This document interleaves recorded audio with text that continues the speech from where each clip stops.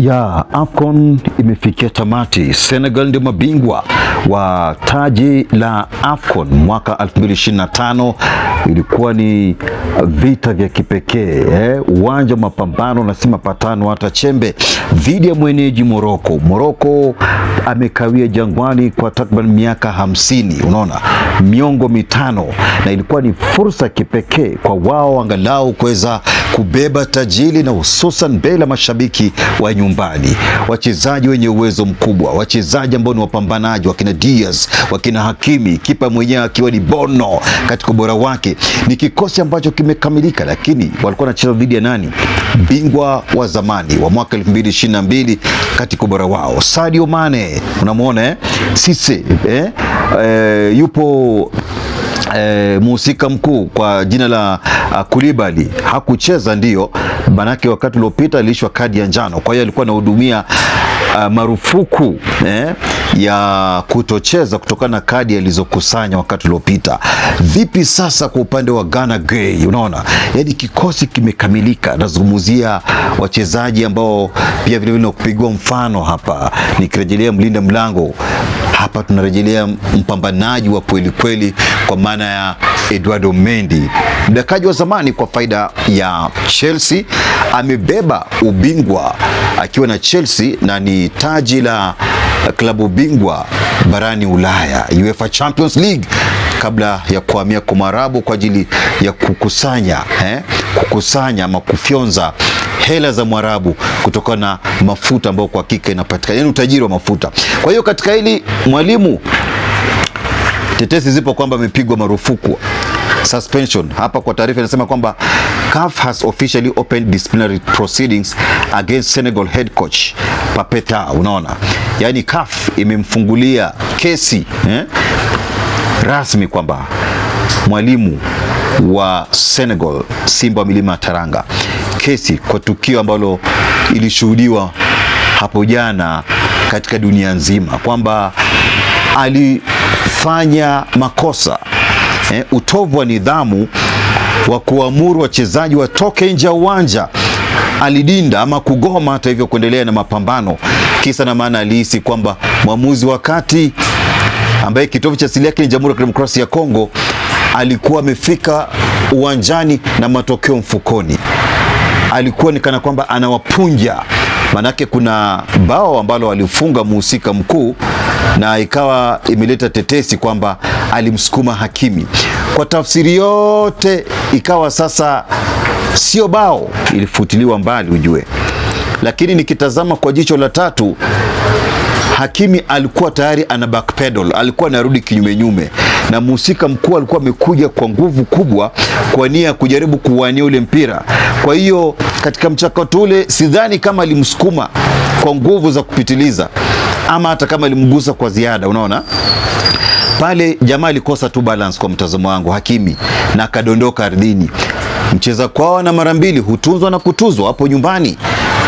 Ndani ya dakika mbili ama moja wanapata mkwaju wa penalty, kwamba jamaa wa Tottenham amevuruga mhusika mkuu kwa maana Diaz, ikaleta sokomoko takriban ndani ya dakika 20. Speed yule mtengeneza maudhui alikuwepo, natazama Infantino wasiwasi na muingia, namtazama Dr. Patrice Motsepe maswali yakimpita akilini kwa mkororo usiweza katika. Ilikuwaje sasa kwa Alhaji Diouf, mwanandinga wa zamani kwa faida ya timu hii ya The Lions of Teranga? Anatazama kwa macho angavu na matamanio ya kuona timu yake ikibeba taji.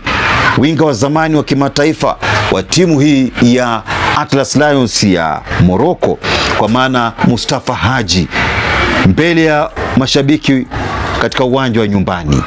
Vipi sasa kwa upande wa pili? Yusuf Haji, unaona, alijifunga kwa kichwa mwaka 1998 katika mashindano haya ya AFCON kule Burkina Faso.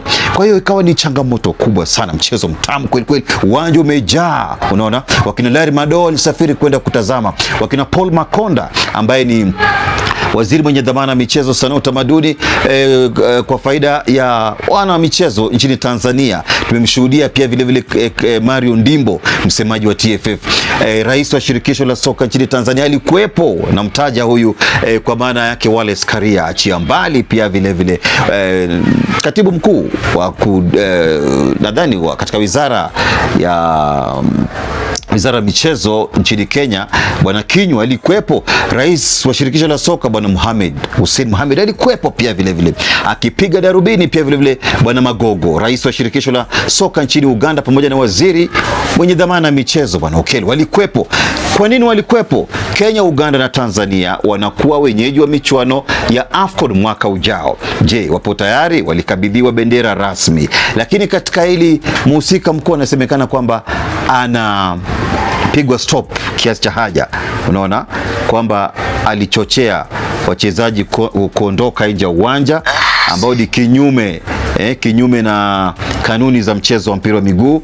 Anaichafulia sifa, unaona, mchezo wa mpira wa miguu barani Afrika mbele ya rais wa shirikisho la soka duniani kwa maana Gianni Infantino na wageni wengi, na hata watazamaji ambao walifika kwa ajili ya kuweza kushuhudia mapambano.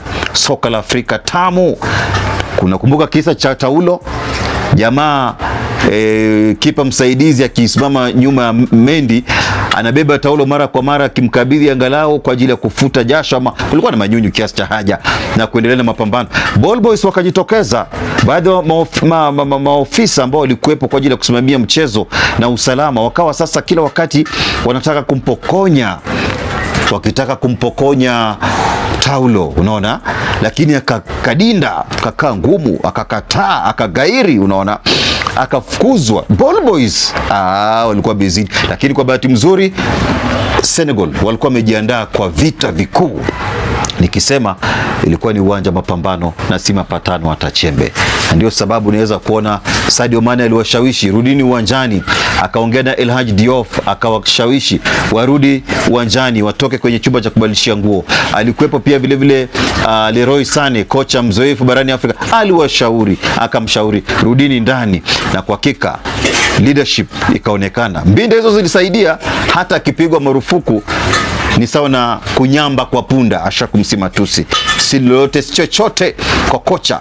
Anaweza kosa kwenda World Cup kwa sababu ya hali hii, lakini kwa vyovyote vile tayari ameshakwisha tekeleza majukumu yake. Kwa hiyo taarifa ni kwamba CAF has officially opened disciplinary proceedings against Senegal head coach Pape Thiaw. Unaona kwamba amefungua kesi ya kinidhamu dhidi ya kocha huyu.